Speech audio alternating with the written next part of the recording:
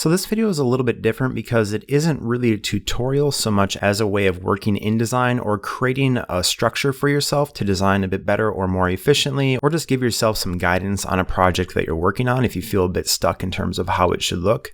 So right here I have some dots built out, like kind of what you see on a cell phone lock screen, where there's a simple rule set to what you can and can't do with the cell phone lock screen. So as you draw through these different dots on a cell phone lock screen, you can connect dots together by swiping through them, but you can never go backwards and reconnect a dot that you've already connected. So as you swipe through and create different patterns here, you can, for instance, overlap a dot that's been connected already, but I couldn't stop at this point. I'd have to swipe through it and go on to the next one right here.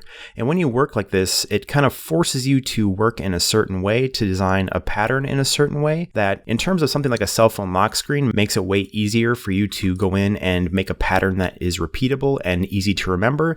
But the end result can still be something fairly complex because there's just a ton of different ways that you can go through and create these different dot patterns in order to create a look that is pretty unique to you. So if I'm doing this over again really quick right here, you can see that the pattern I've just done is now different than the previous pattern.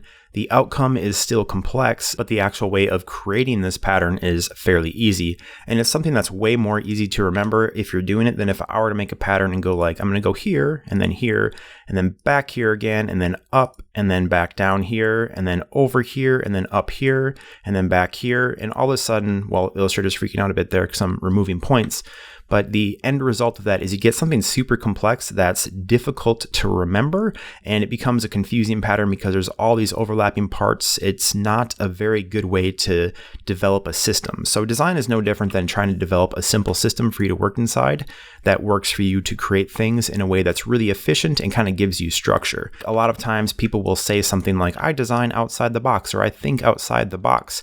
And it's like, well, that's cool, but ultimately, what does that mean? I think a better way of looking at it is that you build your own box, that you can build your own structures and ways of working that are unique to you, but ultimately give you guidance so you're not just totally lost. Like if you design without any structure, without any way of really thinking about how you're going to tackle a specific problem, sometimes your results will just look messy, they'll be chaotic. There won't be a distinct order to them that makes them feel like they were well designed. And one way of doing this that I personally find kind of interesting is if you're making a pattern kind of like this, where there's a bunch of different colors interacting, and ultimately you're trying to make a pattern that makes sense, that isn't too busy.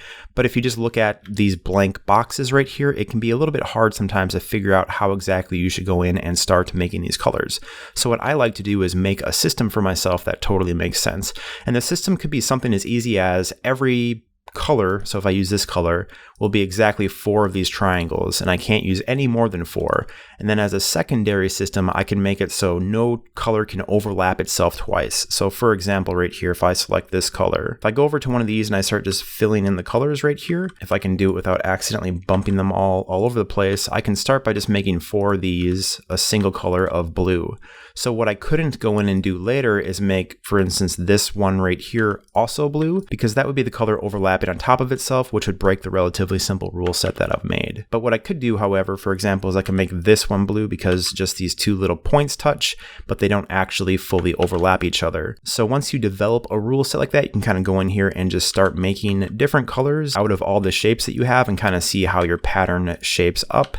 And since it's just 4 blocks, you can make all sorts of different shapes out of those 4 blocks. It doesn't really matter. But the really tricky part is making it so that ultimately whatever color patterns you do don't overlap each other again. So when you have a situation with a shape like this, you're really limited in the colors that you can have because of the system we've made. So you can't use this light blue or this dark navy blue. You're limited to just this red or the pink. And since there's already a pink pretty close by, it's pretty easy for me to go in here and decide to just use this red color.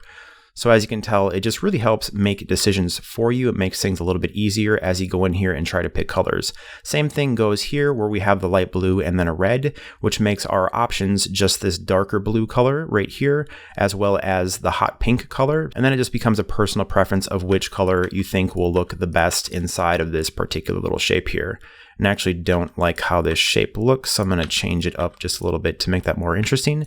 But as I continue going through this different series of patterns right here, as you can tell, it'll be pretty easy for me to decide what colors to use because I'm just working within a much more limited scope of colors that I can go ahead and pick from, which when you're dealing with something like this, it can really save you a lot of time because it just kind of helps guide you pick the right colors for that particular pattern.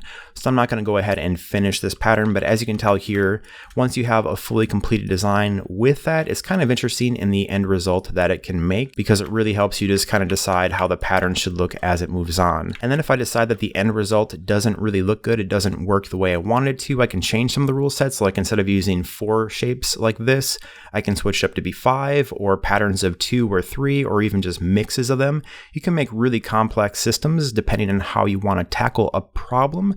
But the important part is that you do have a system to work within. It'll help guide you and kind of direct you in terms of what is and isn't working. And ultimately, because you're working within a system that you've created, it can really help you save a lot of time as you're creating stuff because you don't get stuck trying to solve problems that don't really have a particular solution. It's just an open playing field. But that's really it for this video. It's a pretty simple concept, but it's really fun to work within and you can use it in all sorts of different design. Even things like if you're creating a t-shirt design and you're using a certain element, you have to, for instance, use 3 of any certain element. So if you're using a shape, you have to use 3 shapes.